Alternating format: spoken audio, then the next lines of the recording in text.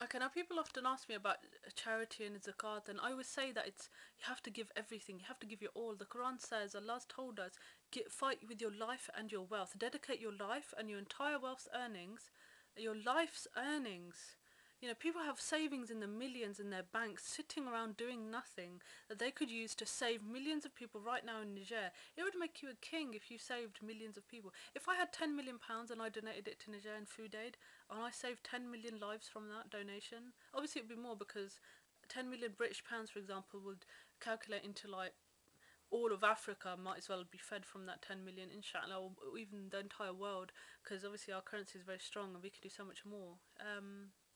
You know, we can educate these people, we can give them clean water, we can get rid of, we can irrigate the land from the clean water and get rid of all kinds of malaria and cataracts and medical problems, so that we, you know, we reduce their costs for medicines and other problems, you know, millions of times. So the problems are so easy to solve, and I think the fact that Allah's chosen me and made the guidance so simple, it goes to show that anyone can accept it.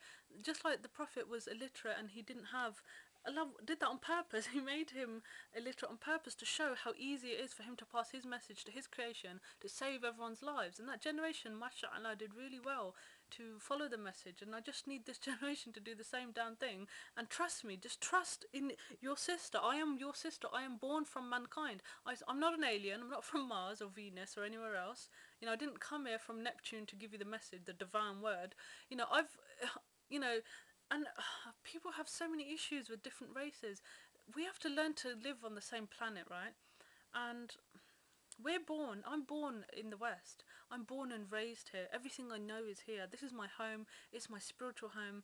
All of my spiritual phenomena takes place in these lands, in Britain, in America. You know, I've had so many spiritual experiences. I've even had dreams of American graveyards from Washington D.C. and you know, then I went past them in real life, and I remember thinking I've seen this place before in dreams, and I have premonitions of places being built that haven't even been built yet, and I've actually, you know, gone and seen those places after they've been built, and I'm like, Subhanallah, Allah had shown me this exactly the design with which it was going to be built. You know, even television programs I've seen in premonitions before they've appeared on TV. So lots of stuff I'm being shown that all point towards my divine gifts, if you will. Um, so yeah, another problem that I want to quickly talk about: men need to get over pride. Men have a lot of pride about being better than women at everything, and you know, why feel so insecure then? If you're so good at everything, why is there an insecurity about teaching women the religion of Islam? Why can't we have women imams and women sheikhs? The scholars have already established it, the prophets have already established it before us.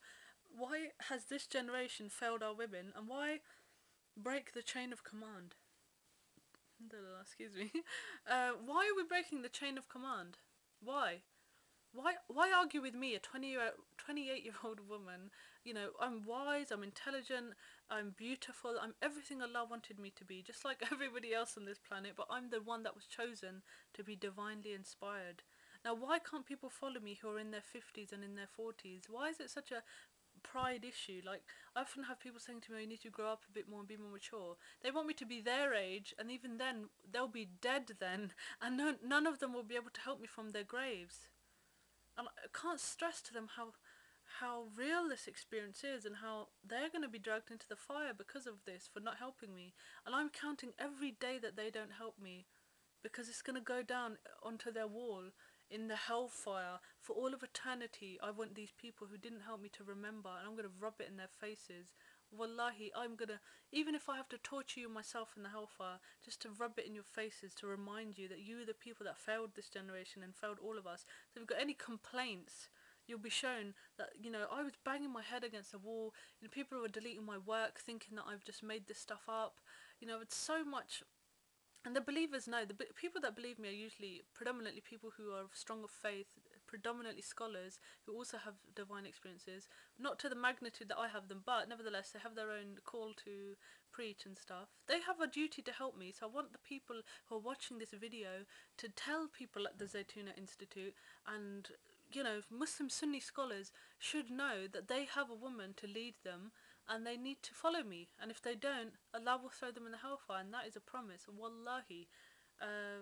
So I swear by everything that's precious, everything. Thank you.